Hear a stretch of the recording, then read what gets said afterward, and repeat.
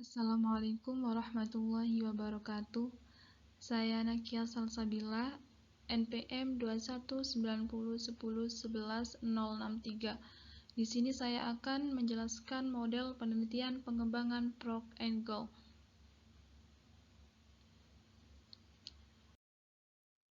Pengertian R&D. Menurut Procter & Gamble 1989, educational research and development is a process used to develop and validate educational product. Yang artinya, penelitian pengembangan pendidikan R&D adalah sebuah proses yang digunakan untuk mengembangkan dan memvalidasi produk pendidikan. Hasil dari penelitian pengembangan tidak hanya mengembangkan sebuah produk yang sudah ada, tetapi untuk menemukan pengetahuan atau jawaban atas permasalahan praktis. Kemudian karakteristik dan bidang kajian R&D. Yang pertama, studying research finding pertinent to the product to be developed, yang artinya melakukan studi atau penelitian awal untuk mencari temuan-temuan penelitian terkait dengan produk yang dikembangkan. Jadi karakteristik dari R&D yang pertama adalah penelitian awal untuk mencari temuan penelitian yang terkait dengan produk yang akan dikembangkan. Kemudian yang kedua, developing the product based on these findings, yang artinya mengembangkan produk berdasarkan temuan penelitian tersebut. Yang kedua adalah setelah penelitian awal untuk mencari temuan penelitian yang akan dikembangkan, kemudian mengembangkan produk berdasarkan temuan penelitian yang sudah ada. Kemudian yang ketiga, field testing in the setting where it will be used eventually, yang artinya melakukan uji lapangan dalam setting atau situasi nyatanya di mana produk tersebut nantinya digunakan. Setelah mengembangkan produk yang sudah ditemukan, kemudian uji lapangan sebelum produk itu digunakan nantinya. Kemudian yang keempat, revising it to correct the deficiencies found in the field testing stage, yang artinya melakukan revisi untuk memperbaiki kelemahan-kelemahan yang ditemukan dalam tahap-tahap uji lapangan. Setelah melakukan uji lapangan adalah merevisi untuk memperbaiki kelemahan-kelemahan sebelum melakukan tahap-tahap uji lapangan selanjutnya. Kemudian model Procter & Gamble. Yang pertama, research and information collection atau penelitian dan pengumpulan data. Di sini meliputi analisis kebutuhan, studi pustaka, studi literatur, penelitian skala kecil, dan standar laporan yang dibutuhkan. Untuk melakukan analisis kebutuhan, ada beberapa kriteria yang terkait dengan urgensi pengembangan produk dan pengembangan produk itu sendiri, juga ketersediaan SDM yang kompeten dan kecukupan waktu untuk mengembangkan. Kemudian literatur dilakukan untuk pengenalan sementara terhadap produk yang akan dikembangkan dan dilakukan untuk pengumpulan temuan riset dan informasi lain yang bersangkutan dengan pengembangan produk yang direncanakan. Kemudian skala kecil dilakukan untuk mengetahui beberapa hal tentang produk yang akan dikembangkan. Kemudian yang kedua, planning atau perencanaan. Di sini meliputi kemampuan-kemampuan yang diperlukan dalam pelaksanaan penelitian, rumusan tujuan yang hendak dicapai dengan penelitian tersebut, desain atau langkah-langkah penelitian, kemungkinan pengujian dalam lingkup terbatas. Kemudian yang ketiga, develop preliminary form of product atau pengembangan draft produk awal.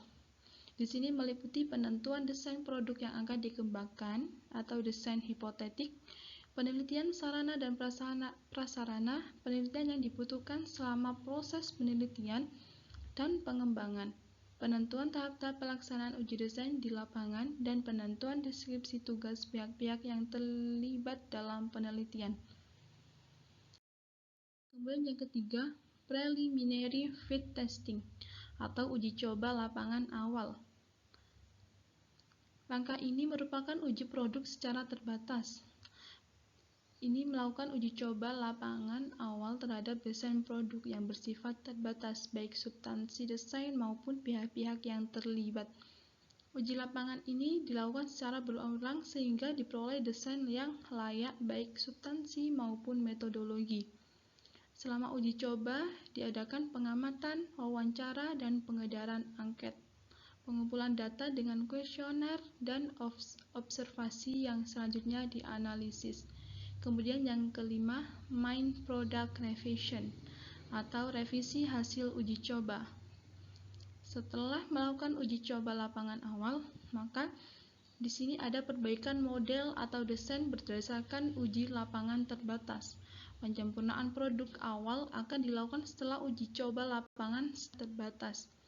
Pada tahap penyempurnaan produk awal lebih banyak dilakukan dengan pendekatan kualitatif. Evaluasi yang dilakukan pada evaluasi terhadap proses sehingga perbaikan yang dilakukan bersifat perbaikan internal. Kemudian yang keenam, main fit testing atau uji coba lapangan produk utama. Uji produk utama ini meliputi uji efektivitas desain produk. Uji efektivitas desain pada utamanya menggunakan teknik eksperimen model pengulangan. Kemudian yang ketujuh, operational product revision atau revisi produk. Setelah uji coba lapangan produk utama, maka di sini ada penyempurnaan produk atas hasil uji lapangan berdasarkan masukan dan hasil uji coba lapangan utama.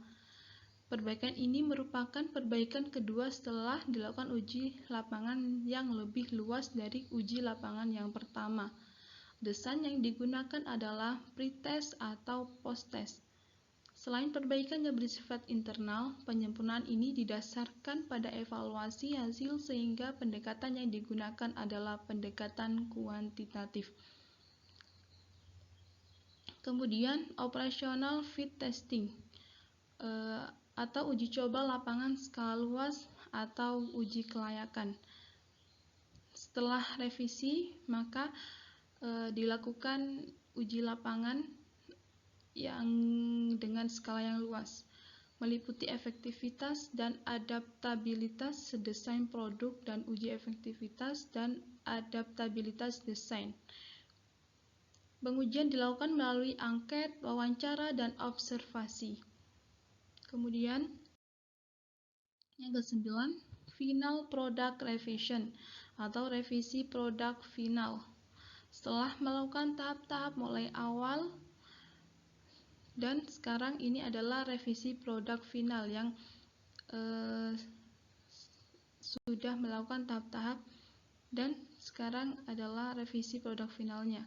Di sini penyempurnaan produk yang akan dikembangkan. Penyempurnaan produk perlu untuk lebih akuratnya produk yang dikembangkan. Pada tahap ini sudah didapatkan suatu produk yang tingkat efektifnya dapat dipertanggungjawabkan. Penyempurnaan didasarkan masukan atau hasil uji kelayakan dalam skala luas. Jadi kalau sudah revisi produk final, di sini sudah layak untuk dipraktekkan,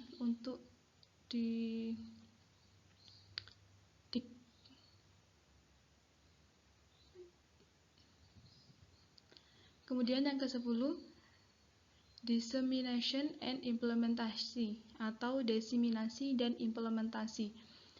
Desain dan implementasi ini adalah melaporkan produk pada forum-forum profesional di dalam jurnal dan implementasi produk pada praktek pendidikan.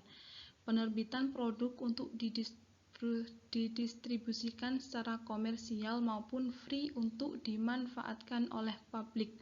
Distribusi produk harus dilakukan setelah melalui quality control. Di samping harus dilakukan monitoring terhadap pemanfaatan produk oleh publik untuk memperoleh masukan dalam rangka pengendalian kualitas produk. Jadi setelah revisi produk final, karena sudah melalui tahap-tahap untuk digunakan produk itu, maka